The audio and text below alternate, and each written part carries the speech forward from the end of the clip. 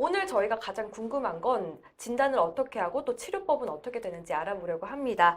전문가분들 모셔봤습니다. 대한의사협회 최대집 회장님, 그리고 한림의대 김재석 교수님, 또 서울백병원의 염호기 교수님 나와주셨습니다. 안녕하세요. 네, 안녕하세요. 네, 반갑습니다. 회장님 이제 어제 29번째 확진자가 나오기도 했었는데요. 30번째도 나왔지만 네. 특히 이 확진자가 기존 확진자와 좀 접촉한 이력도 없고요. 또 해외여행을 간 적도 없다고 하는데 이 부분은 어떻게 보십니까?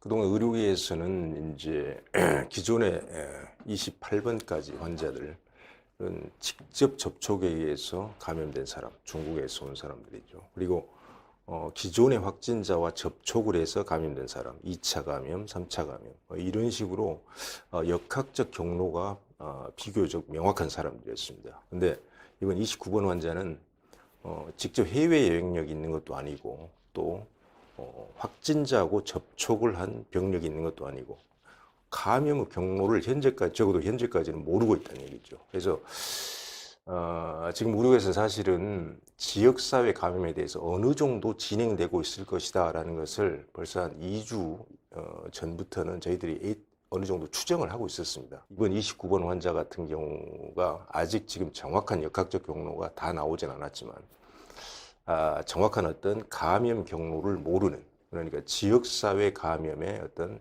첫 번째 케이스로 확증된 케이스로 우리가 그걸 보고 있기 때문에 이제 그 부인인 30번 환자는 또 역시 확진됐죠. 그래서 이번 어떤 29번 환자를 저희들이 매우 좀 심각하게 그렇게 보고 있는 것입니다. 그러면 일단 진단과 치료 이제 얘기를 좀 구체적으로 해보도록 할게요. 네.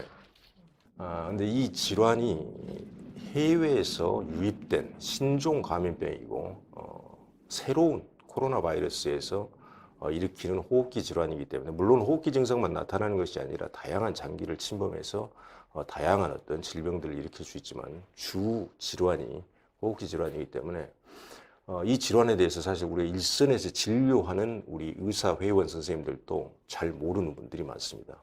여기에 해당하는 어떤 지금 가장 최전선에서 직접 환자들을 관리하고 있는 감염내과 그리고 호흡기내과에 있는 교수님들 그리고 이제 영상의학과 또 진단검사의학과 이런 교수님들은 직접 소수 환자지만 대하고 있지만 대부분 의사회원들은 잘 모르고 있다는 얘기죠. 그래서 오늘 첫 번째는 국민 여러분께도 이 코로나19가 일으키는 우한폐렴의 이 질병의 어떤 기본적인 성격에 대해서 설명을 해드리고 그리고 어떻게 진단을 하고 또 어떻게 치료를 하는지 이런 것에 대해서 설명을 해드리는 것도 아주 중요한 지금 이 어떤 우리 영상의 목적이지만 또 하나 중요한 것은 우리 일선에서 직접 진료를 담당하고 있는 우리 의사회원 선생님들께 이런 어떤 전문적인 의학적 정보를 이번에 가장 최신의 정보를 제공해 드리는 것도 어떤 중요한 목적입니다. 그래서 먼저 코로나19 우한폐렴의 어떤 진단 부분에 대해서 김재석 교수님께 제가 몇 가지 질문을 드리고 교수님의 여러 가지 말씀을 듣는 것으로 하겠습니다.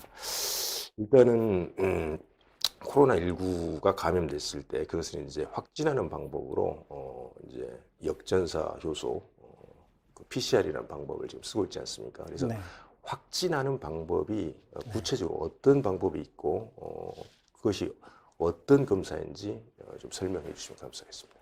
예.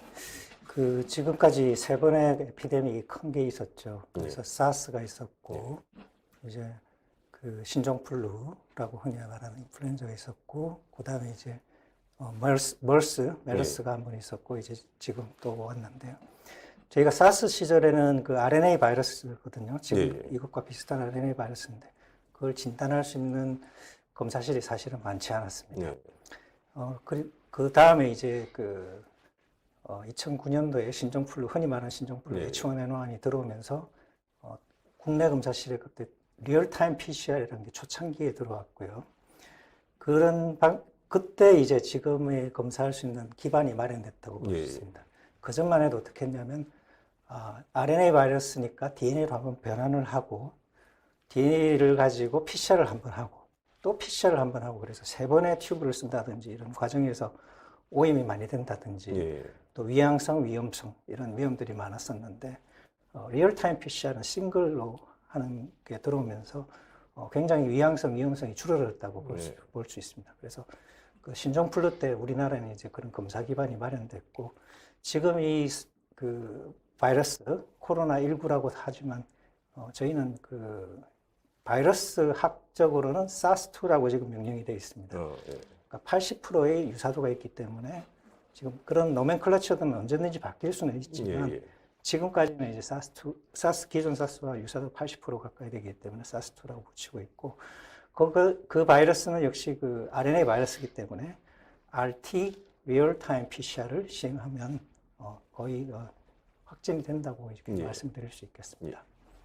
그 진단검사의학회에서 그 발표하신 2019 신종 코로나 바이러스 검사실 진단 지침 제1판에 보면 확진 검사로서 PCR 검사 외에도 판 코로나 바이러스 PCR하고 그것을 한 다음에 거기서 양성이 나오게 되면 이제 RNA의 시퀀싱 이걸 이제 또 두 가지가 확진 검사다 이렇게 그 적시를 해주셨는데요. 그럼 RT-PCR이라는 이제 검체를 갖다가 하는 검사, 그 검사를 해서 그 검사에서 양성이 나오면 최종 확진으로 판정을 하는 것입니까? 예, 그 판코로나 바이러스는 그 PCR 자체는 이 코로나 바이러스는 변이가 많기 때문에 저희가 이제 프라이머라고 아마 배우셨을 겁니다. PCR 할 때. 그 프라이머가 보통 저희가 하나를 딱 찾겠다 그러면 굉장히 특이적으로 짭니다. 그런데 이 신종에 왔을 때는 저희가 그 변이가 많은 바이러스이기 때문에 뭐 ATGC 저희 흔히 말하는 그 DNA 구조를 조금 변형을 시켜서 브로드하게 잡을 수 있는, 그러니까 모든 코로나 바이러스가 다 잡을 수 있는 판 코로나 프라이머라는 걸 디자인을 해서 합니다. 그래서 PCR 할 때 그것도 역시 RT를 한번 하고 그걸 또 옛날 방식으로 꺼내서 PCR을 하고 이렇게 한 다음에 더 중요한 거는 그걸 시퀀싱을 해야 됩니다. 여기서 판 코로나 PCR 양성만 나왔다고 지금 말하는 그 코로나19가 아니고 그게 진짜인지 아닌지 확인하려면 그 내부 구조를 다 확인하는 시퀀싱 과정이 걸렸기 때문에 초기에 뭐 적어도 이틀, 하루 내지 이틀 걸렸던 건 그런 이유가 있습니다.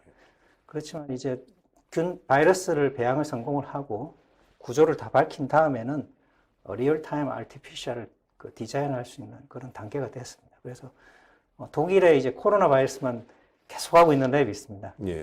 이분이 이제 메르스도 이제 유행하기 전에 이미 다 그 검사법을 다 확립을 해뒀었고, 그걸 우리가 들어왔고, 요번 거는 신종이기 때문에 거기서도 할 수는 없었지만, 유전자가 공개되고 나서는 WHO나 미국 CDC 아니면 그런 독일이나 이런 데서 정확한 검사법들을 마련하고 있고, 지금도 단일 검사가 좋다, 이거는 말하기는 어려운 부분이 있어서 조금씩 그 변형을 하면서 하고는 있습니다. 검사의 어떤 진단 검사학적으로 확진 방법으로서 어떤 리얼타임 RT-PCR 고검사에 대해서 교수님께서 설명해 주셨습니다.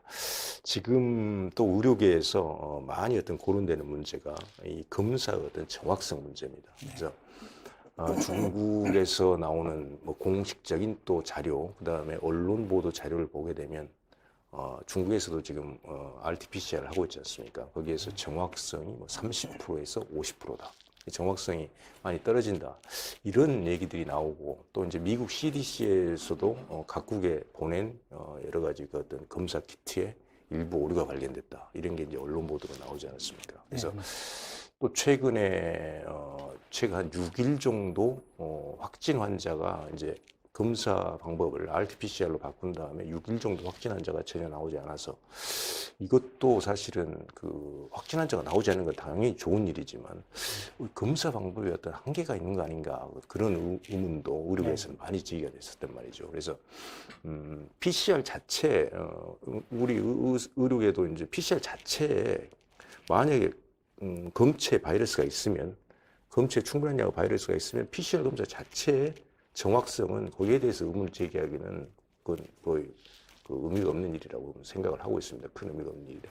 하지만은 검체를 채취하는 과정에서 잘 안 나올 가능성, 또 이 바이러스 의심 환자로 분류되어 있는 이 사람이 각종 검체에 과연 바이러스가 과연 거기에 들어가 있는가, 상기도나 이런 데서, 그런 데서 과연 그 정확성이 떨어지는데, 그 검사 정확도에 대해서 제가 여러 가지 측면에서 말씀을 드렸는데 한번 설명 좀 부탁드리겠습니다. 예, 뭐 그 검사 정확도를 이제 그 중국 같은 경우는 이제 초기에 이제 5개 업체를 예, 예. 이제 허가를 줬는데요. 실제 보면 100개 넘는 데서 다 개발했다고 가지고 왔다고 그렇습니까? 합니다. 예. 그래서 그 5개도 이제 RNA 뽑는 것도 중요합니다. RNA 뽑는 시약, 그 다음에 나가는 하나하나 단계들이 다 중요한데 중국이 리얼타임 PCR을 그렇게 많이 하는 국가인지는 잘 모르겠습니다. 예. 제가 중국은 안 가봤고요. 일본의 경우에는 리얼타임 PCR을 사실은 거의 공공기관에서만 하고 있고 일반 병원에서는 저희 의사들이 이렇게 리얼타임 PCR 내듯이 의뢰를 하지 못하고 있습니다. 예. 미국의 경우도 그 미국 CDC에서 각각 스테이트 랩마다 이제 검사 시약을 자기들이 만들어서 보급을 하는데 그 과정에 이제 대량 생산을 하다 보니까 일부 문제가 생겼던 것 같습니다. 그래서 플로우가 있다고 이제 결함이 있다고 그 정도까지만 나오고 구체적인 거는 말이 없습니다. 그래서 저희도 파악을 못한 상태인데요. 국내는 처음 이제 저희가 1차 그 긴급 시약 승인을 할 때 저희 그 과 선생님들 중 일부가 들어가서 그 평가를 했습니다. 대부분 몇몇 업체에서 응모를 하셨는데 그 긴급하게 만들어서 단 한 업체만 그 저희가 정한 기준을 통과를 했고요. 나머지 시약은 쓸 수 없을 것 같다. 그것도 결론을 냈었고요. 최근에 이제 2차 했을 때 또 한 업체가 선정이 됐습니다. 그래서 그 두 업체는 저희가 정한 아주 그 기준에 합당한 걸로 생각이 돼서 임상적으로는 쓸 수 있겠다. 그렇지만 환자 상태에 따라서 이제 그 뭐 바이러스 양이 또 다르기 때문에 그 환자의 그 상태나 중증도, 그다음에 증상이 얼마나 심한지, 또 초기인지, 또 나중에 완전히 이제 바이러스가 잠복기를 지나서 나타나는 현증이 있을 때 검사를 하는 건지, 그거에 따라서도 물론 바이러스 버든이 충분히 다를 수 있고요. 또 실제 검사를 하는 게 쉽지는 않습니다. 예, 낮에 오랄 수압 한다든지, 예, 오랄 수압 하는데, 실제 이 코로나 바이러스의 특징이 이제 호흡기에 잘 그 스페시픽하게 바인딩하는 그런 특징을 가지고는 있지만, 상기도보다는 좀 더 하기도에 많이 예, 침착이 되는 그런 성질이 있어서, 사실 상기도만 검사하는 것도 그래서 이제 폴스 네거티브가 좀 더 많아질 거고, 검사를 하는 것도 레벨 D 복장이 있고, 그걸 이제 실제로 해야 되고, 또 그걸 가지고 혼자서 이렇게 분주를 하는 과정에도 또 문제가 있을 수 있고, 그래서 그런 폴스 네거티브가 나올 수 있는 찬스는 여러 군데 있다고 생각합니다. 예. 그래서 그 검사를 의뢰를 했을 때 환자가 거의 확실한 경우라면 그리고 보시면 CT라든지 거기 특징적인 소견들이 있습니다. 그럼 나중에 말씀하시겠지만 그런 소견들이 있을 때는 이번 고대병원 케이스처럼 이렇게 의뢰를 하시는 것도 하셔야 될 것 같고요. 민감도 부분에서는 저희가 이제 임상적으로 이제 어떤 정도로 갈지에 대해서는 계속 지금 모니터링 하고 있습니다. 저희 TF에서. 그래서 실제 환자가 왔을 때 얼마 정도의 값이 나왔는지, 그리고 그 저희가 정한 컷오프라는 개념이 있습니다. 그리고 CT 값이라 그래서 유전자가 증폭되는 양들이 있는데 그 CT 값 이상이냐 이하냐에 따라서 이제 진단이 갈리게 되는데, 그 이하라도 저희가 전문의 판독에 의해서 이 경우에는 양성으로 보고 한 번 더 검사를 하다든지 아니면 환자한테 다시 검체를 얻어서 한다든지 그런 것들을 이제 리코멘드 하도록 그렇게 했고요. 저희가 기준을 그대로 적용을 하면 음성이 돼버리는 경우들도 있고 양성이 되는 경우도 있는데, 그런 경우는 저희가 좀 판독을 하고 임상의학과 이렇게 이제 정보 교류를 한 다음에 정하는 게 맞을 것 같습니다. 그러면 이 검사를 해서 그 RT-PCR 검사를 해서 음성이 나왔다라고 했을 때, 그 한 번의 검사에서 음성이 나왔다고 할 때 그걸 완전히 이 사람은 질병이 없다, 그렇게 지금 우리가 판정할 수는 없는 그런 상황입니다만 그 메르스 때 이제는 이 상기도에서 거의 검출이 안 됐었습니다. 그래서 그때는 이제 하기도의 검체를 잘 얻어야 이제 양성이 나오긴 했는데, 이번 바이러스는 조금 특이하게 메르스와는 좀 다르게 상기도에서도 제법 나오는 그런 바이러스로 알고 있기 때문에 한 번만 가지고 아니라고 할 때는 이제 좀 병기와 관련이 있을 것 같다. 그렇지만 역학적으로 볼 때 지금 증세가 초기에도 지금 감염력이 있다는 걸 봐서 초기에도 양성이 높지 않을까 하는 저희가 바이러스 양이 많지 않을까 그 정도 지금 생각을 하고 있고 계속 네. 그 데이터는 모으고 있는 네. 상태입니다. 그렇다면은 검사가 음성으로 나왔더라도 이 사람이 어떤 증상을 관찰하면서 증상이 좀 호흡기 증상이 심해진다. 이런 어떤 그 증거가 있으면 검사를 다시 한번 해야 될 그런 필요가 있을까요? 예, 네, 예.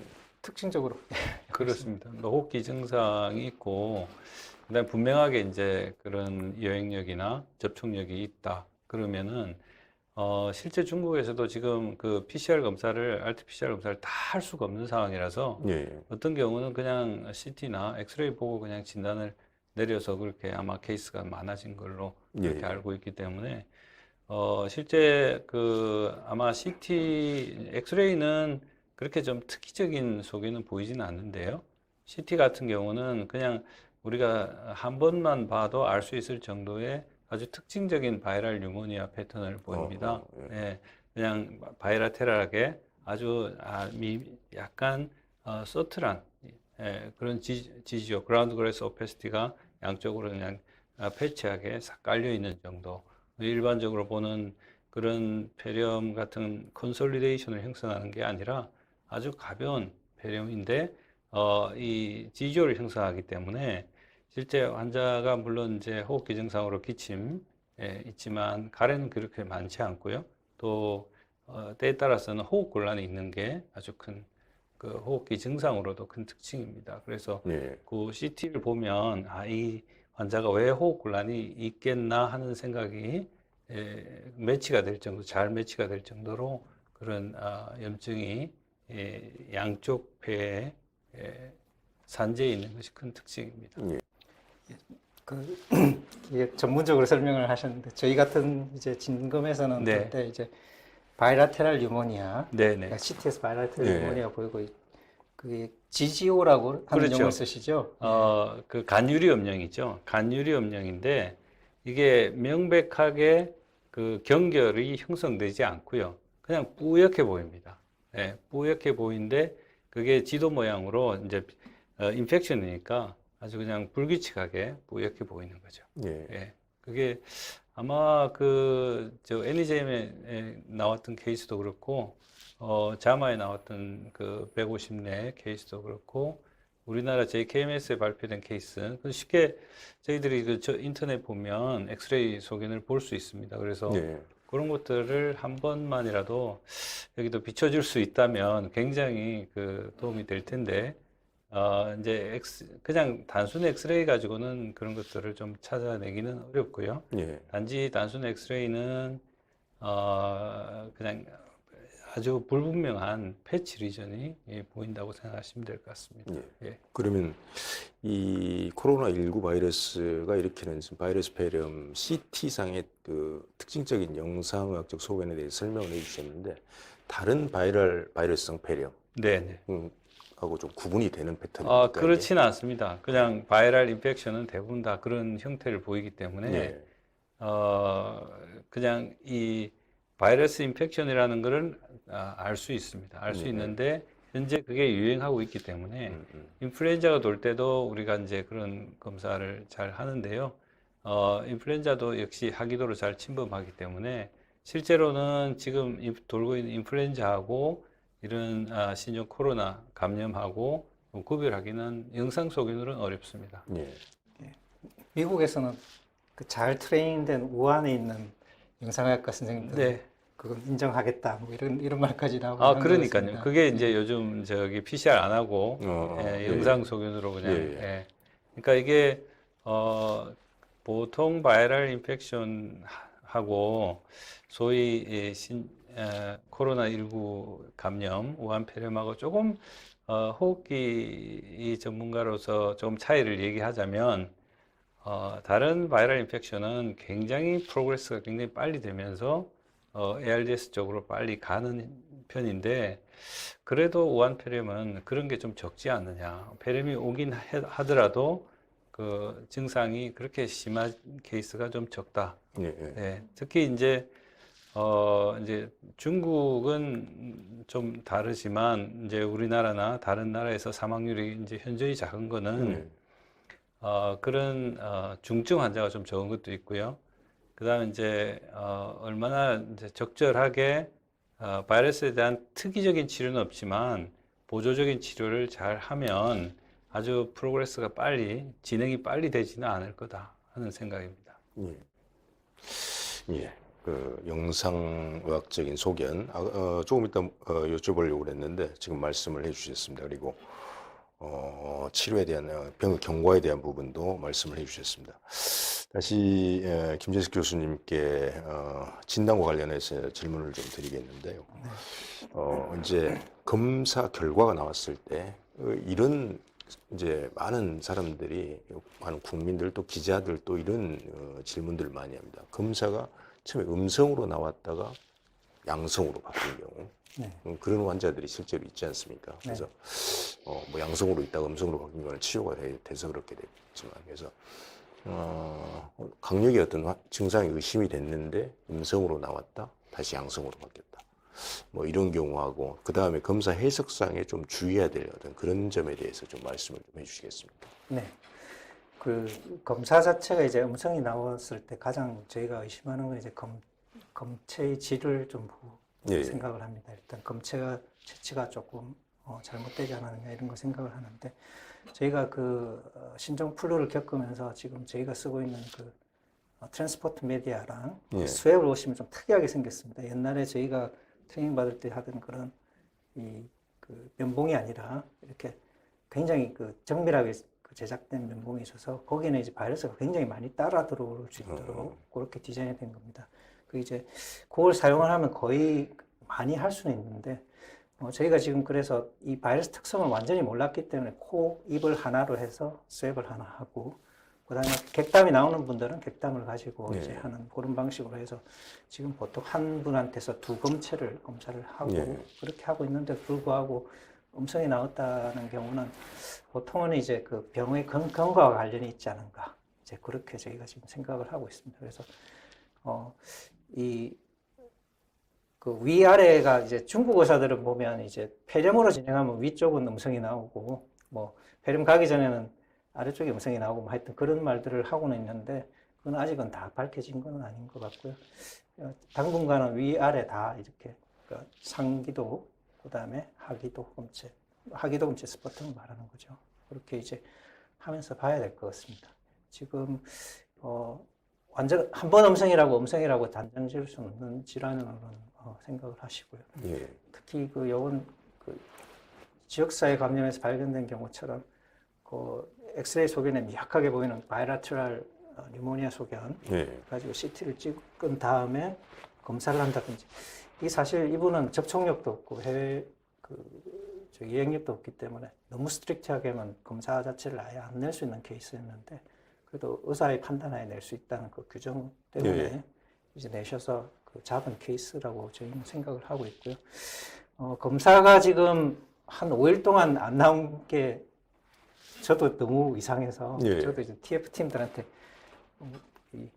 혹시 그 채취 용기가 잘못된 거 아닌가요? 뭐 아니면 뭘 할 때 시약이 좀 잘못된 거 아닌가, 이렇게 내부적으로 질문을 많이 했었는데 그렇지 않다는 의견들이 거의 전부였고요.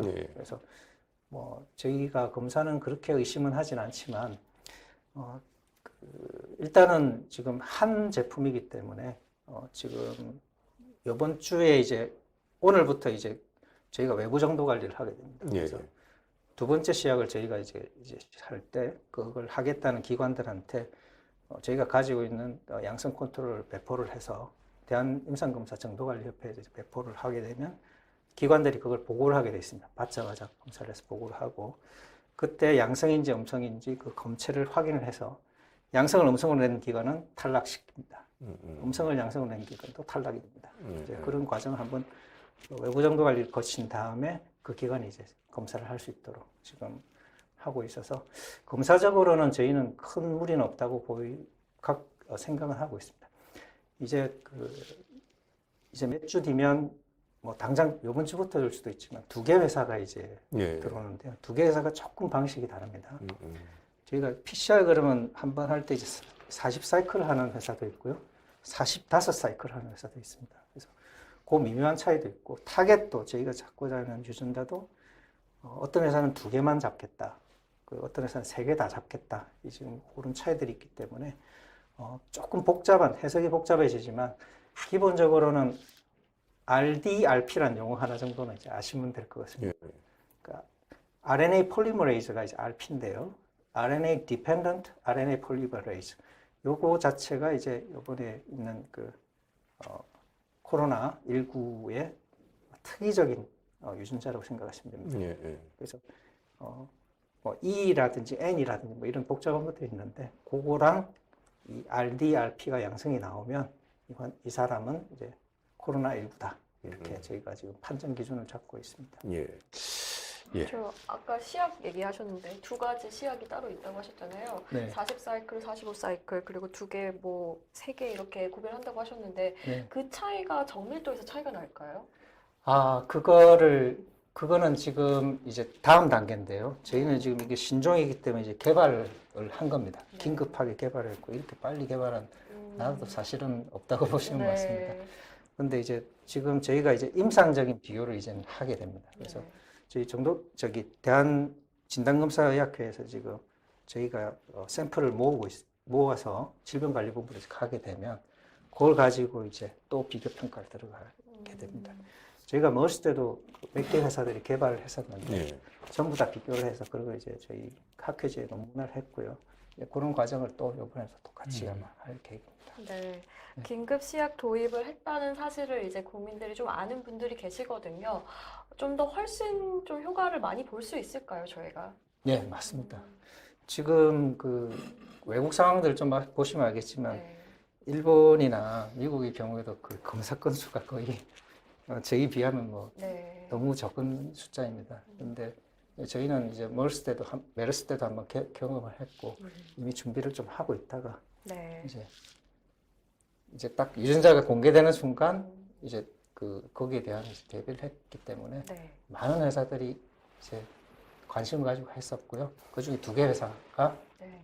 지금 기준에 합당한 그 평가를 받았습니다. 네, 물론 이제 음성에서 양성이 나왔더라 뭐 이런 사례도 있긴 했지만 지금 시약을 좀 엄정하게 좀 결정을 하신 만큼 좀 효과를 많이 볼 수 있을 것 같아요.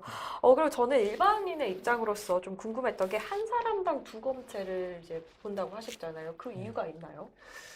그게 지금 아직 완전하지가 않아서 그런데요. 네.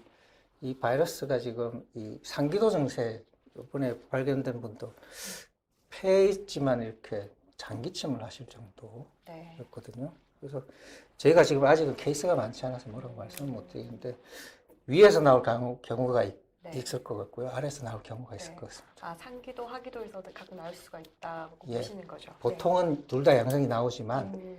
따로 나올 수가 있군요. 예, 그리고 저희가 CT 값을 확인을 하고 있는데요. 네. 그게 뭐 CT 33 둘 다 탁 나오면 좋겠지만 그게 아니고 약간씩 왔다 갔다 하는 경우들이 있고요. 그래서 검체마다 특성이 좀 다른 것 같습니다. 네, 알겠습니다. 예. 여러 가지 이제 말씀을 해 주셨는데 이 RT-PCR 관련해서 더 추가적으로 이쪽은 그 진단검사의학회에서는 이런 이제 지난번 이제 신종플루 때도 그렇고 예. 그 뒤에 이제 메르스 때도 그렇고 이제 이런 일들 하면서 새로운 이제 리얼타임 PCR이라는 기종이 들어왔고 그다음에 세미 오토메이션 지금은 거의 오토메이션을 많이 하고 있는 그런 랩들이 많아졌고요. 특히 사스 때는 국내 검사실이 대처를 한 바가 없지만 지금 이 코로나19의 경우에는 좀 검사실 안전 문제가 조금 대두가 되고 있습니다. 그래서 예. 그쪽은 저희가 지금 이번 기회에 한 번 더 업그레이드 할 수 있는 기회가 될 것 같고요. 국내 바이오 업체들의 그 능력을 또 한번 실감을 하는 그런 계기가 되고 있습니다. 예. 그래서 검사 물량 자체는 지금 저희가 상당히 확보를 해 있고 검사 능력들도 하나씩 계속 확충하고 있으니까 검체 채취만 좀 잘 되면 예. 저희가 아마 어느 정도 충분한 양을 아마 검사를 할 수 있을 것 같습니다. 예. 오늘 김재석 교수님 진단검사학회를 대표해서 코로나19 진단을 위한 RT-PCR에 대해서 여러 가지 자세한 설명을 해주셨는데 일선에서 진료를 하시는 의사 선생님들께서도 검사 자체에 대해서 많은 부분을 이해하셨을 것이고 검사 자체는 정확성, 검사 자체의 정확성에 대해서는 우리가 그렇게 큰 의문을 가질 필요가 없을 것 같습니다. 다만 아까 여러 가지 말씀 중에 나왔듯이 검체 채취 과정에서의 어떤 여러 가지 난점들이 좀 있다. 그리고 환자의 어떤 임상 경과 중에 바이러스가 언제 배출이 되는지 그런 부분에 대해서는 아직 우리가 이 질병의 임상 경과를 자세히 모르기 때문에 그런 부분들에서 말 그대로 위양성이 나올 가능성이 있다. 이런 정도로 이해를 하시면 되겠습니다. 오늘 사실 현장에서 아까 모두에서도 말씀드렸지만은 이게 6일간 확진 환자가 나오지 않고 또 여러 가지 외국의 중국 미국 이런 어떤 언론 보도들을 통해서 검사 자체의 어떤 정확성, 민감도나 특이도에 대해서 의문을 제기하는 임상 의사들이 많이 있었는데 오늘 자세한 해설을 통해서 검사 자체에 대한 어떤 그런 부분은 많이 해소가 될 것 같습니다. 예, 감사합니다. 예, 다음은 코로나19 우한폐렴의 치료에 대해서 여모기 교수님을 모시고 말씀을 들어보도록 하겠습니다.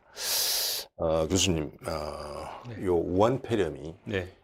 지금 임상적인 어떤 중증도, 시비리티라고 하는 것에 있어서 상당히 다양한 스펙트럼을 보여준다. 이렇게 이제 말이 많이 나오고 있지 않습니까? 그래서 저희들이 보통 나눌 때 마일드, 마더릿, 시비어 이렇게 나누기도 하고 이번에는 중국에서 나오는 진료 지침을 보니까 한 4단계 정도로 나눴더라고요. 그래서 그걸 이제 우리가 경도 그리고 중국 기준을 바탕으로 제가 말씀을 드리겠습니다. 보통 그리고 이제 중증, 위중, 시리어스, 크리티컬 이런 식으로 했는데 그런 어떤 이렇게 아주 명백하게 그런 어떤 것들을 다 구분할 수는 없겠지만 그 정도로 어떤 중증도를 조금 구분을 했을 때 고한 4단계 또는 5단계로 해서 좀 설명을 좀 해주시면 네. 좋겠습니다.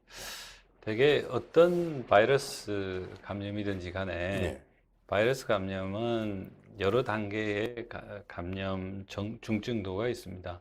왜냐하면 우리가 보통 어려서부터 이제 바이러스 감염이 되면 거기에 대한 면역 체계가 활성화되고 면역을 가지기 때문에 대부분 이제 바이러스 종류에 따라서 다르지만 대부분 바이러스들은 불연성 감염이라고요.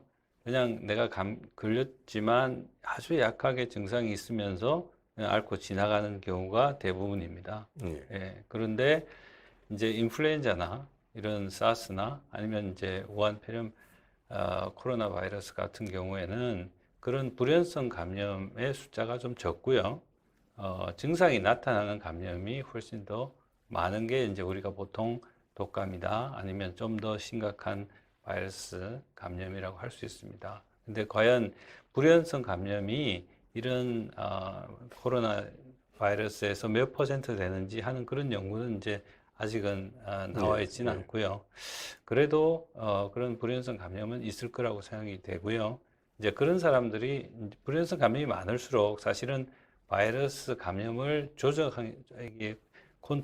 조절하기는 더 힘듭니다. 왜냐하면 나는 증상이 없지만 없는 사람이 계속 생활하고 다니니까 감염의 속도는 더 빠른 거죠. 예, 그렇게 됩니다. 근데 어쨌든 지금 보면 다른 우리가 보통 얘기하는 신종 플루, 사스, 그 다음에 지난번에 겪었던 메르스 이런 것보다는 훨씬 더 중증도가 좀 약한 것 같고요. 실제 지금 사망률도 대개 인플루엔자가 보통 한 5% 미만 정도 나오는데 신종 코로나 바이러스는 약 한 2.5% 정도 사망률을 보이고 있어서 인플루엔자의 한 절반 정도의 중증도를 가지지 않느냐 하는 그런 사스의 절반 사스가 5% 정도. 네네, 그렇습니다. 그리고 메르스 같은 경우는 뭐 10% 이상이니까 그거보다는 훨씬 더 낮은 중증도를 가지고 있다. 그 대신 이제 전염성은 어떤가 보면 실제 이제 이런 인플루엔자나 다른 사스나 메르스 같은 전염성은 그대로 그 코로나 바이러스의 특징을 그대로 가지고 있는 것 같습니다. 예를 들어 이제 비말 감염이 잘 된다든지 아니면 실제 접촉에 의해서 감염이 된다든지 하는 것들은 그 전염성은 아주 높은 걸로 그렇게 생각이 됩니다. 알겠습니다. 일단 이 지금 코로나19 이 바이러스가 일으키는 이제 우한폐렴, 예, 기본적으로 이 바이러스의 특이적인 항바이러스가 지금 없는 상태니까 그리고 예방 접종도 우리가 말 그대로 백신도 없는 상태고 네. 지금 많은 연구들 하고 있지만 그래서 우리가 치료라고 하면은 말 그대로 특이적인 그 바이러스를 죽일 수 있는 바이러스를 제거할 수 있는 특이적인 치료는 현재까지는 지금 없는 상태인데 어떤 치료의 어떤 기본적인 큰 어떤 원칙 치료의 어떤 대강 이걸 좀 설명해 주시면 좋겠습니다. 네. 그래서 이 신종 코로나 바이러스 감염이 이 경증으로 지나가는 사람이 있고 중증으로 지나가는 사람이 있기 때문에 치료도 사실은 이 두 가지를 좀 분리해서 할 필요가 있다. 좀 특이한 바이러스라고 보여지는 거죠. 그래서 경증으로 나타나는 사람은 그냥 사실은 자기 집에서 그냥 자가 격리만 해도 좋아질 수 있는 그런 찬스가 있는 거고요. 이제 문제는 병원에 와야 될 정도로 중증으로 증상이 있는 사람들은 좀 더 적극적인 치료가 좀 필요하긴 한데요. 바이러스 감염에서 가장 중요한 것은 내가 가진 면역 상태를 잘 유지하는 게 굉장히 중요할 것 같습니다. 면역 상태라는 것은 내 전신 컨디션을 조절하는 건데요. 이제 우리 몸에서 면역을 결정하는 것은 딱히 무엇이다라고 얘기는 할 수는 없지만 영양 상태가 좋고 전신적인 컨디션이 좋아야 됩니다. 그래서 실제로 식사 같은 걸 잘 하시거나 잘 드시거나 하는 것만으로도 바이러스 감염은 충분히 이겨낼 수 있다고 우리가 보통 얘기를 하고 실제 인플루엔자 독감 같은 거 걸렸을 때 그렇게 잘 쉬면 좀 더 빨리 낫지 않습니까? 예, 그렇기 때문에 그런 보조적인 치료가 우선은 먼저 돼야 될 것 같고요. 그 다음에 이제 이 바이러스가 이제 어떤 호흡기 증상을 일으킨다. 목이 아프다든지, 기침이 난다든지, 가래가 난다든지, 또 폐렴이 생긴다든지, 이런 전신적인 염증 같은 게 있으면 거기에 대한 대증적인 치료가 필요하다고 생각합니다. 그것 때문에 환자가 고통스러워하기 때문에 열이 나면 해열제를 투여하고 그다음에 항염증제라든지 이런 것들이 도움이 된다면 이제 쓸 수 있겠죠. 예. 그 다음에 바이러스 감염이 있고 나면 2차적으로 세균 감염이 따라오는 경우가 많습니다. 예. 인플루엔자 때도 그랬고 메르스 때도 그랬고 그래서 실제 데이터에 의하면 예방적 항생제 특히 매크로라이드 같은 예방적 항생제를 쓰게 되면 2차적인 세균 감염이 줄어드는 것으로 밝혀져서 사망률이 줄어든다 이렇게 얘기를 하고 있습니다. 그렇기 때문에 심한 중증의 바이러스 감염이 있을 때는 예방적 항생제를 미리 사용하는 것이 권고되고 있습니다. 또 이제 더 스페시픽하게는 항바이러스제인데요. 사실 논란은 있고 이제 처음 생긴 질병이기 때문에 소위 안티바이럴 에이전트 같은 것들을 에이즈 치료제 같은 것들을 썼다는 보고가 있고 그게 실제로 바이러스 타이터가 이렇게 줄어드는 것을 보고를 하고는 있지만 그게 이제 질병의 경과에 의해서 줄어들었는지 항바이러스제를 써서 줄어들었는지 하는 거는 아직까지 검증은 되어 있는 것 같지는 않습니다. 그렇지만 크게 부작용이 없다면 그런 항바이러스 같은 이제 RNA 바이러스고 하니까 항바이러스에는 써볼 수는 있을 것 같습니다.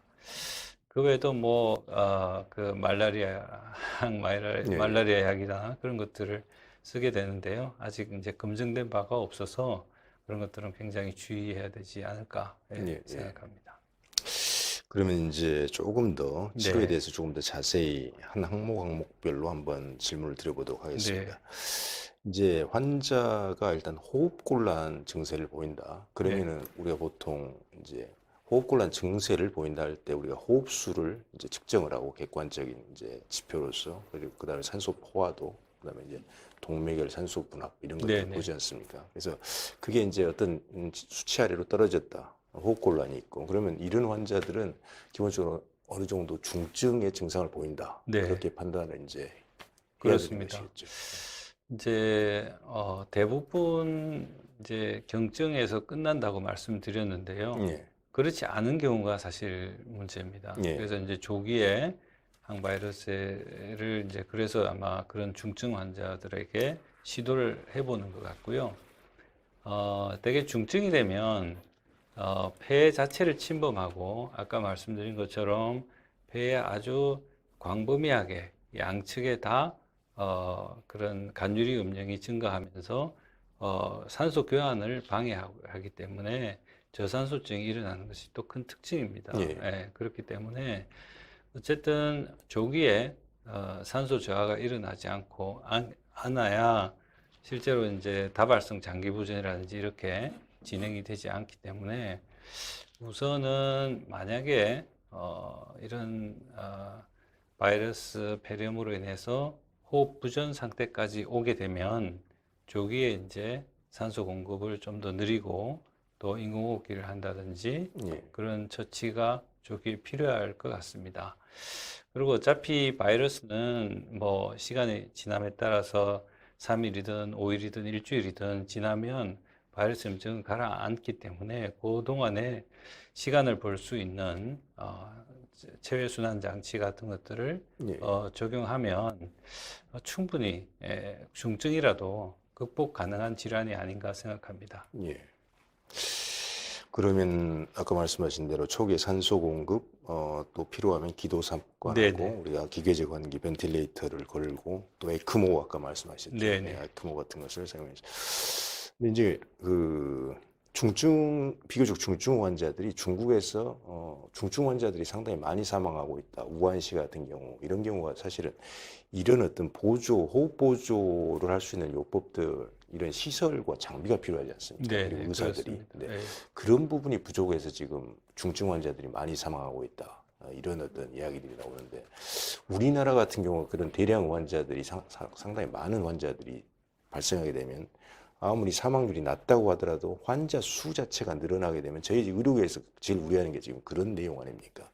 사망률이 2%라고 하더라도 환자 자체가 워낙 많이 발생하다 보면 거기 중증 환자들이 당연히 많아지기 때문에 숫자가 많아지는 것이고 그럼 과연 우리나라에서 과연 이런 어떤 집중치료실 ICU에 들어가서 이제 그런 치료를 해야 되는데 그런 어떤 그 감당할 수 있는 우리 의료계의 어떤 그런 전반적인 뭐 시설이나 장비, 의료 인력의 어떤 그 우리 커패시티라고 할까요? 그런 부분에 대해서는 어떻게 생각하십니까? 네, 실제로 이제 이런 이제 감염병에 의해서 중증 환자가 생기면 단순히 이런 장비뿐만 아니라 이 감염병을 치료할 수 있는 격리 시설이 중요합니다. 예. 예, 그런데 이제 각 병원마다 격리 시설이 뭐 하나에서부터 많은 데는 뭐 20군데까지 이렇게 국립의료원 같은 데는 이제 있습니다. 근데 실제로 그런 것들을 제대로 가동할 수 있는 격리 시설이 과연 얼마나 있는지 하는 거는 좀 의문이스럽습니다. 왜냐하면 격리 병상이 2군데, 3군데 있다 하더라도 실제 환자가 1명 들어가고 나면 제대로 이제 이 격리에 할 수 있는 동선이라든지 시설이라든지 인력이라든지 이런 것들이 같이 받쳐줘야 되는데 예. 그런 것들이 이제 동시에 다 만족하지 않는 경우가 있어서 실제 장비 같은 경우는 뭐 격리 병상 수에 준하는 수준으로 아마 충분히 예. 여건이 있기는 하겠지만 과연 그 격리 병상을 다 커버할 수 있는 인력이나 그런 시스템이 갖춰져 있느냐 하는 것은 조금 미지수입니다. 그렇기 예. 때문에 앞으로 좀 더 이런 감염에 의한 중환자를 볼 수 있는 격리 병상이 있는 그런 것들은 정부 차원에서 공공이 맡아야 될 공공의료가 맡아야 될 아주 중요한 역할을 해야 되지 않을까 그렇게 생각합니다. 지금 개인 이제 사립병원이라든지 국립병원이라든지 이런 상급종합병원 단위나 아니면 종합병원 단위에서 격리실을 갖고 또 그런 장비를 갖고 운영하는 것은 이렇게 에피데믹이 있을 때 완전히 유행병이 생겼을 때를 위해서 존재하는 것이 아니라 예. 일정 부분 그런 감염 환자가 부분적으로 생겼을 때 정도 대비하는 정도의 수준이거든요.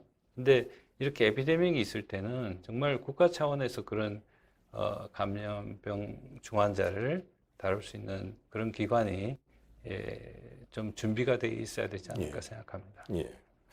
지난번 메르스가 끝나고 사태가 끝나고 나서 백서를 우리 대한의사협회도 대한의학회와 함께 공동으로 메르스 백서를 제작을 하고 정부에서도 제작을 했는데 저희 의사협회하고 의학회가 공동으로 제작한 백서에 보면은 방금 교수님께서 말씀하신 그런 내용들이 그대로 다 들어있더라고요. 네.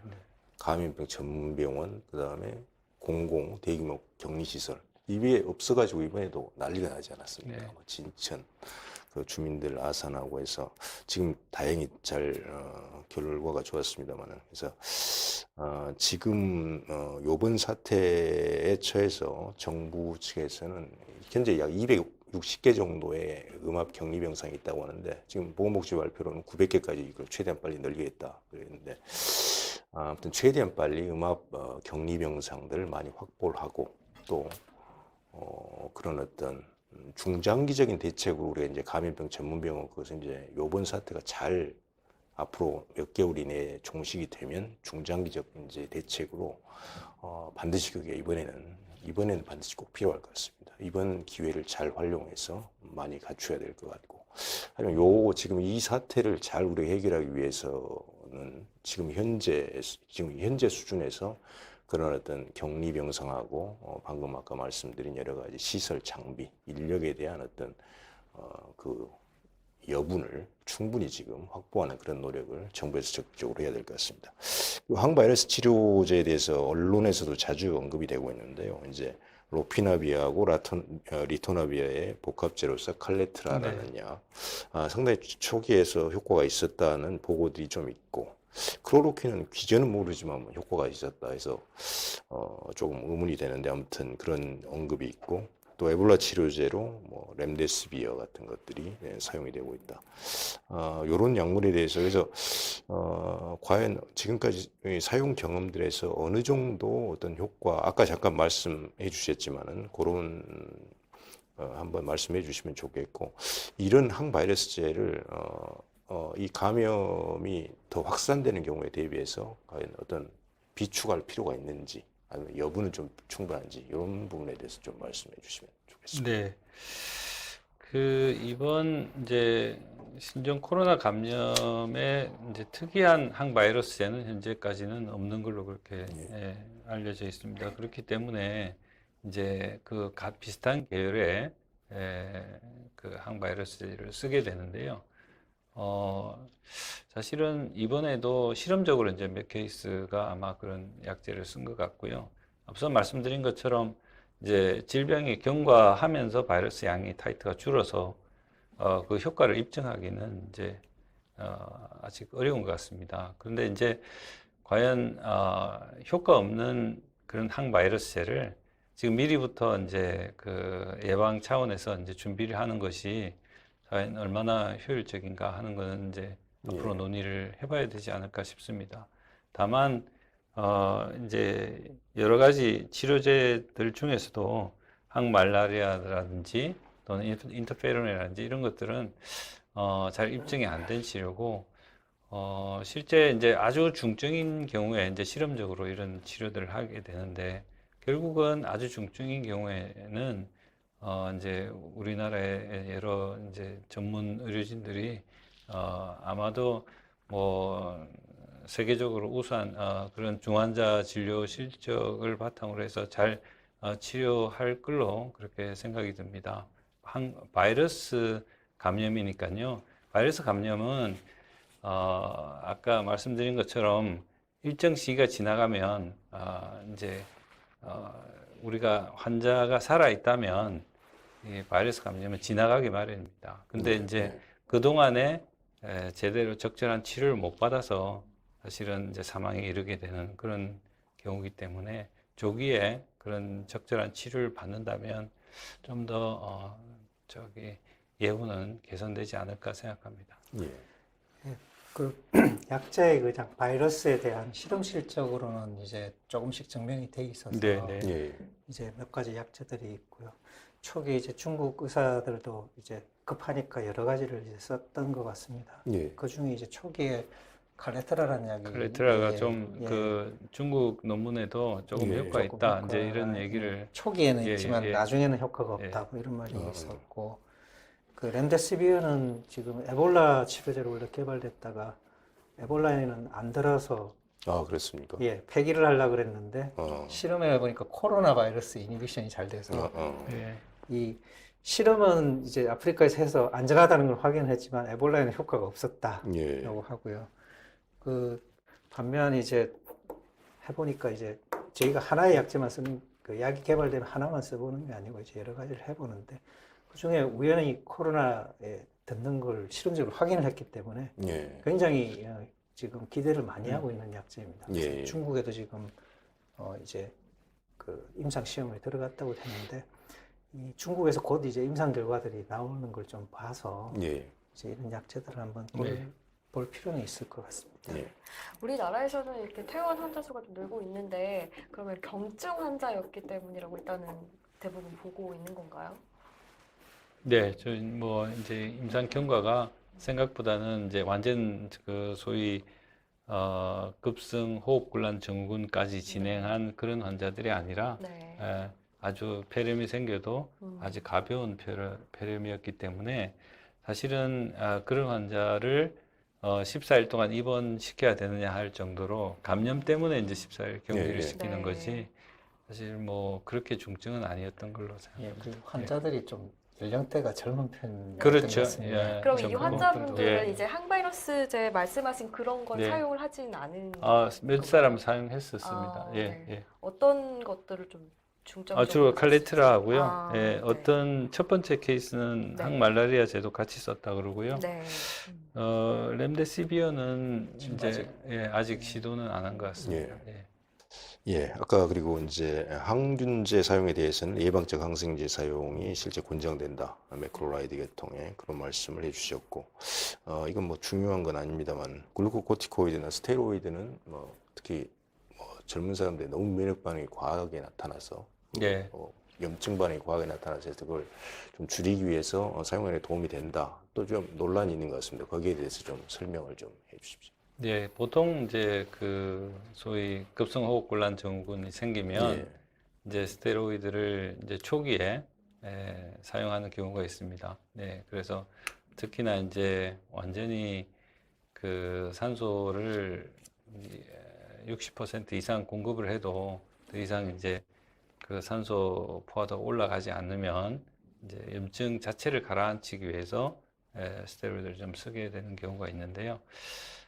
그 이제 연구자마다 조금 아직 논란은 되고 있습니다. 예. 그래서 이게 이제 결국은 세컨다리 인펙션을 더 조장하고 또 스테로이드 오래 쓰면 여러 가지 이뮨 모듈레이트 이펙트가 있어가지고 이제 바이러스에 대한 저항하는 힘이 또 떨어질 수도 있고요. 예, 예. 그래서 아주 중증인 경우에 초기에 이제 그런 엔티인플라마토리 이펙트를 보고 사용할 수는 있겠습니다. 근데 일반적으로는 쓰는 게 권고되지는 않고요. 예, 그렇습니다. 그리고 이제 결국은 이제 쇼텀으로 사용할 수는 있겠습니다. 예. 예. 알겠습니다. 마지막으로 이제 예방접종, 우리 백신 개발에 대해서 어느 정도로 이게 진행이 돼 있고, 만약 예상하실 수 있다면 언제 정도 이 백신이 개발될 수 있을지 그런 데 대해서 견해를 한번 말씀해 주시면 네, 좋겠습니다. 백신 개발은 뭐 제 전문이 아니라서 그렇긴 한데 보통 개발하는데 2, 3년 이상 걸리는 걸로 알고 있고 예, 아까 말씀하신 것처럼 RNA 바이러스가 베리에이션이 굉장히 많기 때문에 그 백신이 이제 이번에 개발되더라도 또 한 2년, 3년 지나면 또 다른 변종이 와서 감염 유행이 올 거기 때문에 아마 인플루엔자도 그래서 매년 예. 그 베리에이션을 고려해서 그런 백신을 만드는 걸 알고 있고요. 특히 이제 이 인플루엔자나 이런 RNA 바이러스, 코로나 바이러스 같은 경우는 이런 베리에이션이 마이너하게 매년 바뀌지만 뭐 10년, 20년 주기로 메이저하게 이렇게 큰 변화가 올 때는 신종플루처럼 아주 대유행이 이제 오는 경우가 있어서 예. 백신이 어느 정도 효과는 있을 거라고는 생각합니다. 그리고 뭐 어차피 열심히 만들면 한 2, 3년 정도면 예. 예, 만들 수 있지 않을까 생각합니다. 예. 네, 그 바이러스 자체로 보면 예. 예. 이 모양 보시면 이렇게 왕관 모양이 솟아있는 이 예. 부분이 이제 스파이크 프로테인이라고 그러는데 이 부분이 이제 그 우리 리셉터가 있습니다. 인체 내에 있는 ACE2 예, 리셉터와 예, 이제 예. 붙어서 들어오는데 이 부분이 이제 변이가 많이 생기기 때문에 이게 항체 저희가 뭐 예방 접종을 하더라도 그 항체가 제대로 작용할 줄 않는 유명한 바이러스가 이제 코로나 바이러스입니다. 코로나 바이러스가 이게 백신 개발이 쉽지는 않은 그런 거로 생각을 하고는 있고요. 말씀하신 대로 이제 그때그때 이제 만들어서 할 수는 있겠지만 이제 이 바이러스 변이가 상당히 심해서 이게 시도는 해야 되겠지만 이제 그게 쉽지는 않을 가능성이 있다. 이렇게 예, 저는 예. 보고 있습니다. 예. 이 질병의 어떤 임상적인 어떤 경과가 굉장히 다양하고 그렇지만은 중증도가 그렇게 아주 높은 그런 질환은 아니다. 그래서 우리가 이 질병에 걸리지 않기 위해서 우리 지금 가장 최근에 마스크, 뭐 손위생 여러 가지 계속 말씀드렸지만 또 아까 영호 교수님께서 그동안에 아주 중요한 기본적인 원칙임에도 불구하고 많이 강조되지 않았던 부분을 말씀을 해주신 것 같습니다. 말 그대로 너무 신체에 무리를 주지 않는 그런 생활을 해야 되고 충분한 휴식, 뭐 수분 섭취라든지 영양 공급 이런 것들이 기본 어떤 면역력을 일정하게 유지하는 부분이기 때문에 매우 중요하다. 거기에 마스크 착용이라든지 올바른 마스크 착용, 손 위생 이런 것들을 해서 질병에 걸리지 않기 위해서 노력을 해야 되겠지만 또 우연치 않게 우리가 의도대로 되는 건 아니기 때문에 질병에 걸렸다고 하더라도 방금 치료에 대해서 말씀을 드리신 것처럼 또 질병의 경과에 대해서 말씀을 드리신 것처럼 충분히 우리가 여러 가지 어떤 다양한 보존적인 치료 또 여러 가지 치료에 의해서 나을 수 있는 질병이기 때문에 너무 이것에 대해서 걱정하거나 두려워하거나 이런 것을 가지실 필요는 없을 것 같습니다. 예, 교수님 오늘 치료 말씀 감사합니다. 네. 한 가지 말씀. 예. 근데 과연 이제 이 사태가 언제까지 갈 거냐를 굉장히 사람들이 관심 있게 예. 생각하는데요. 저는 그래도 조금 상당 기간 가지 않을까 생각합니다. 원래는 뭐 잠복기가 2주 이상 가는 경우도 있지만 2주 지나면 이제 거의 이제 감염이 안 생긴다고 생각하는데 사실은 우리가 지정학적으로 우리 국내에서만 더 이상 안 생기는 것뿐만 아니라 우리가 굉장히 가까운 중국에서 더 이상 안 생기야 우리나라에 이제 이런 감염이 오지 않기 때문에 그때까지는 좀 굉장히 주의가 필요하지 않을까 하는 생각을 하고 있습니다. 이런 어떤 해외 유입 감염병 또 우리 자생적으로 생기는 어떤 이런 감염병의 경과라는 것은 발생에서부터 이건 지금 전 세계적인 감염병이기 때문에 많이 어떤 안정기로 접어들고 소멸할 때까지는 방금 염호 교수님께서 말씀하신 대로 상당한 어떤 시간이 필요할 수밖에 그런 없습니다. 그래서 지금 뭐 섣부른 낙관 불과 한 3, 4일, 4, 5일 확진자가 나오지 않는다고 해서 그게 뭐 바이러스가 곧 종식이 된다든지 이런 어떤 것들은 객관적인 의학적 사실에 부합하지 않기 때문에 그런 어떤 얘기들은 특히 정부 당국에서 이런 얘기가 나와서는 절대 안 되겠습니다. 정치권 책임 있는 이런 곳에서. 그래서 가장 중요한 과학과 사실에 기반해서 우리가 여러 가지 어떤 정확한 사실을 알아야 되고 거기에 따른 여러 가지 어떤 국민 행동 수칙, 여러 가지 정부 대책 이런 것들이 나와야 될 것 같습니다. 예. 네, 우리 국민들께서 이렇게 보고 계실 때 사실 말씀하신 대로 한동안 확진자가 나오지 않다 보니까 좀 안심해도 될까? 이런 생각을 하신 분들이 있을 것 같아요. 왜냐하면 뭐 주변에 봐도 마스크를 조금 덜 쓰신다거나 이런 걸 좀 볼 수가 있었거든요. 그래도 교수님께서는 이제 좀 더 진행이 될 수가 있기 때문에 아직은 좀 경계를 하고 조심하셔야 될 것 같다. 이렇게 말씀을 해주셨어요. 이미 국민들이 이 마스크 쓰고 있고 또 손 씻기 하고 있고 또 사람 많은 곳에 가지 말라 이런 걸 좀 기억을 하고 있는데요. 좀 더 특별히 신경 써야 할 부분들이 또 뭐가 있을까요? 글쎄요, 개인적으로 건강을 유지하는 비결인데요. 매일같이 이제 호흡기 환자들을 많이 보고 바이러스 감염 환자들을 많이 보지 않습니까? 네. 물론 이제 호흡기 환자를 보고 나면 제가 이제 요즘은 진료할 때 마스크도 쓰고 하는데요. 예전에는 거의 마스크를 잘 안 썼습니다. 네. 그럼에도 불구하고 제가 감염이 잘 안 되는 이유는 하루에도 수십 번 손을 씻습니다. 네. 예. 그래서 사실은 생각보다 비말 감염은 이렇게 마주하고 정말 기침을 하거나 큰 소리로 얘기했을 때만 비말 감염이 좀 잘 되는 것 같고요. 물론 이 코로나 감염은 좀 더 비말 감염이 잘 되는 것 같습니다. 근데 그것에다가 그뿐만 아니고 이제 손으로 감염되는 경우가 굉장히 많이 있습니다. 그래서 환자가 만졌던 뭐 여러 가지 물건이나 손잡이나 이런 것에서 이제 내 손으로 옮겨와가지고 내가 얼굴을 타치한다거나 이렇게 하게 되면 결국 감염이 되는 경우가 많고요.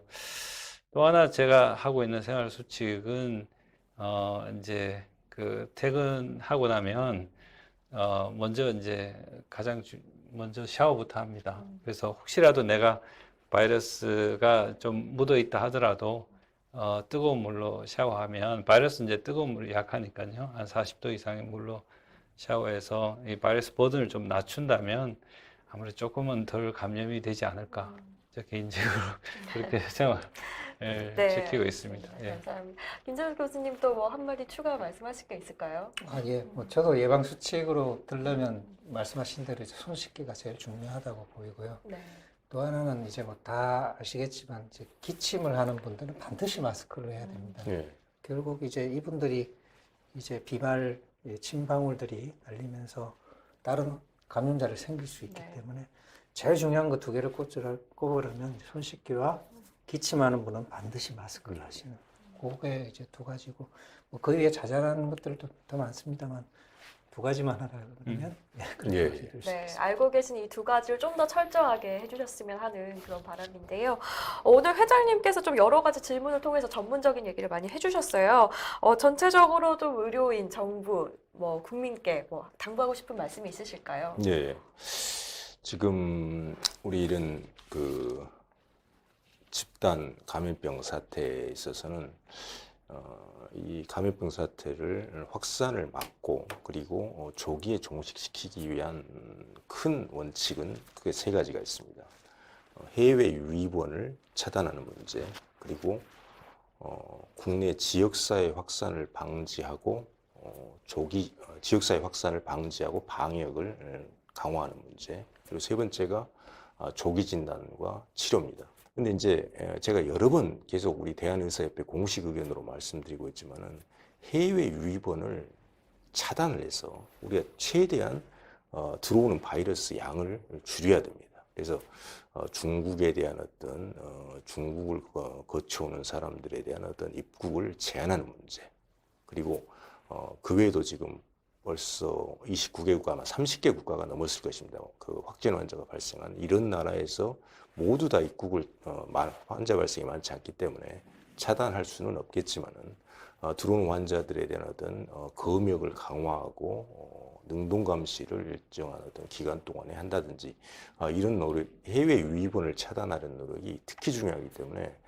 정부에서는 물론 우리가 의학적인 것 외에도 다른 많은 요소들을 고려를 하셔야 된다는 것을 잘 알고 있습니다. 하지만은 국민의 생명과 안전이 가장 우선이라는 지금 이런 어떤 일종 비상사태이기 때문에 그런 점을 생각하셔서 입국 제한 문제를 최대한 빨리 실효적으로 해주시기를 다시 한번 부탁을 드리겠습니다. 그리고 우리 의료계는 지금 최근에 지역사회로 지금 감염이 확산되는 그런 이 시기를 맞이해서 29번, 39번 환자가 확진이 됐기 때문에 상당히 있던 방역과 확산 방지 이것을 위해서 큰 지금 의료계가 변곡점을 맞고 있습니다. 지역사회로 확산이 되게 되면 결국은 이제 방역의 중심이 결국 조기 진단, 격리, 치료 여기로 넘어갈 수밖에 없기 때문에 최일선에 있는 우리 1차 의원 그리고 지역에 있는 중소병원들의 외래하고 응급실 그리고 종합병원, 상급종합병원의 응급실이 가장 최일선, 최전선이 됩니다. 그렇게 되면 의료진들이 환자들 본인이 어디에서 감염됐을지도 모르고 본인도 전혀 인식하지 못하는 여러 환자들 보면서 의심 환자들을 걸러내야 되는 그런 아주 막중한 어떤 어려운 임무 또 위험한 임무를 맡게 될 그럴 상황이 아마 지금 우리 판단으로 협회 판단으로는 아주 크다 그렇게 지금 생각을 하고 있습니다. 그래서 정부하고 이 문제에 대해서 금주에 긴밀한 어떤 협의를 진행할 지금 예정입니다. 그래서 관련된 어떤 지침들을 우리 전문학회 교수님들 도움을 얻어서 만들어서 우리가 이 사태를 지역사회 확산을 막고 또 이것을 시간이 좀 걸릴 수밖에 없습니다만은 그래도 성공적으로 사태를 잘 정리하기 위해서 우리 특히 13만 대한의사협회 회원 선생님들께 정말로 큰 노고 감사를 드리면서 또 부탁을 드리겠습니다. 국민 여러분들께서는 아까 저도 말씀드렸고 두 분 교수님들께서도 말씀드렸듯이 과학과 사실에 근거해서 기본적으로 어떤 정보를 판단을 해야 된다. 터무니없는 어떤 그 불합리한 사실들에 근거해서 행동을 하거나 그렇게 해서는 안 되겠습니다. 그리고 기본적인 어떤 면역력을 유지하기 위한 어떤 생활 습관 그리고 개인 위생, 손 씻기, 마스크 착용 이런 것에 대해서 주의하시면서 너무 불안해하실 필요도 없고 필수적인 활동을 하시되 너무 사람들이 붐비는 공간을 피한다든지 이런 어떤 감염을 예방하기 위한 노력을 적절히 하시고 혹시 만에 하나 의심 환자가 됐으면 적극적으로 정부하고 의료계의 어떤 지침에 따라주시면 되겠습니다. 예. 네, 말씀대로 전국 곳곳에서 힘쓰고 계시는 의료진 분들께 다시 한번 감사 인사를 드리고요. 네, 지금까지 코로나19에 대해서 진단은 어떻게 하고 또 치료는 어떻게 되는지 또 대응은 어떻게 해야 할지에 대해서 들어봤습니다. 오늘 최대집 회장님과 김재석 교수님 그리고 염호기 교수님 좋은 말씀 고맙습니다. 감사합니다.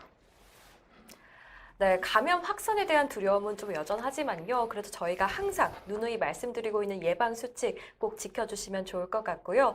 또 하루빨리 이 코로나19에 대한 위기 상황이 무사히 잘 무탈히 넘어가길 하는 바람입니다. 오늘도 시청해주셔서 여러분 고맙습니다.